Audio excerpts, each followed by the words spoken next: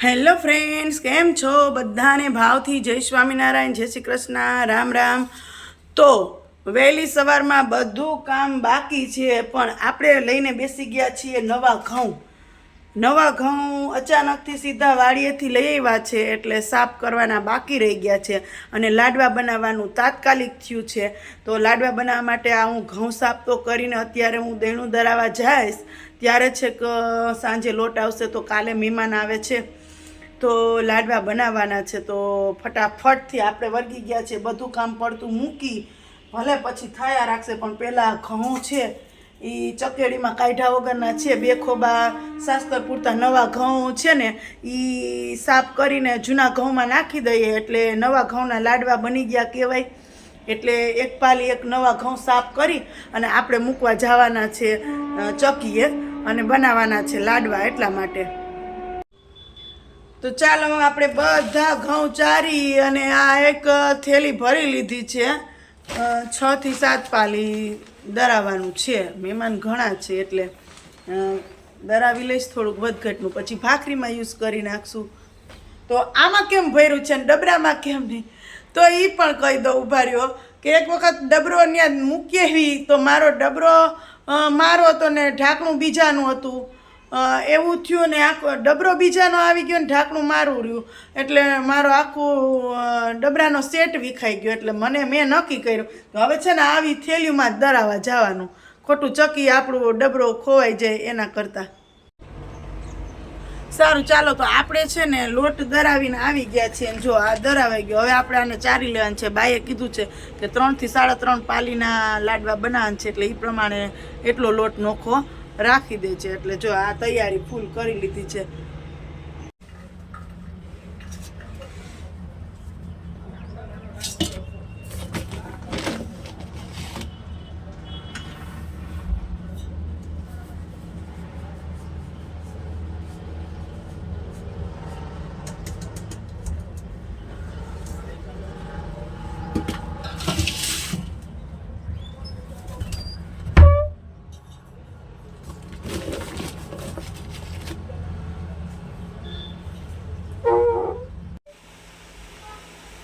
સારું, ચાલો તો આપણે લાડવા બનાવવા માટે ઘી ગરમ કરી રહ્યા છીએ. જો લાડવા કાલે બનાવવાના છે તો ઘી ખલાસ થઈ ગયું, તો ઘી ગરમ કરવું જ પડશે.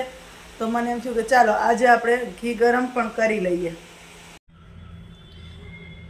તો સારું, ચાલો આપણે લાડવાનો લોટ બાંધવાનો છે, તો એના માટે ગરમ પાણી કરી લીધું છે અને સાથે સાથે ફટાફટથી લાડવા વળી જાય એના માટે મોણ નાખી દઈએ.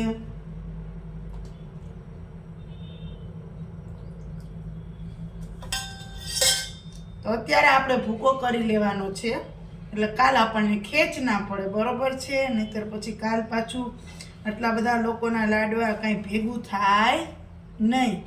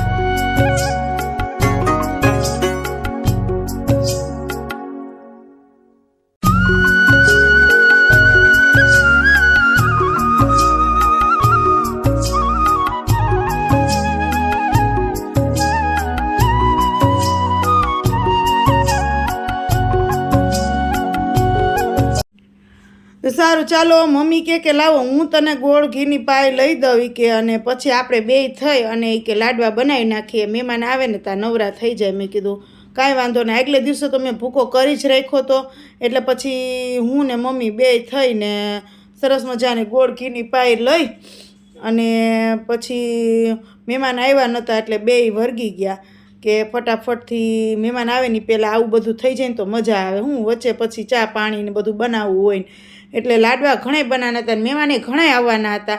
એટલે પછી મેં અગાઉ જ વિડીયો બનાવી લીધો લાડવાનો અને પછી તો મને ટાઈમ નહીં મળે, કારણ કે મારી ઘરે મહેમાન આવતા હોય તો હું વિડીયો ઉતારું કે મહેમાનનું આગતા સ્વાગતા કરું અને એને ચા પાણી પણ જમાડું કે શું કરું.